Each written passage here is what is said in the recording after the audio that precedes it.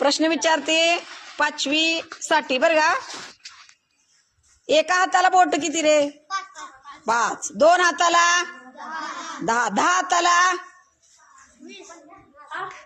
सांगायच नाही एक पण 10 हाताला बोट किती? 100. हा 10 हाताला विचारते मी 100. 100. 100. 7वी सांगा 10 हाताला बोट किती? 50.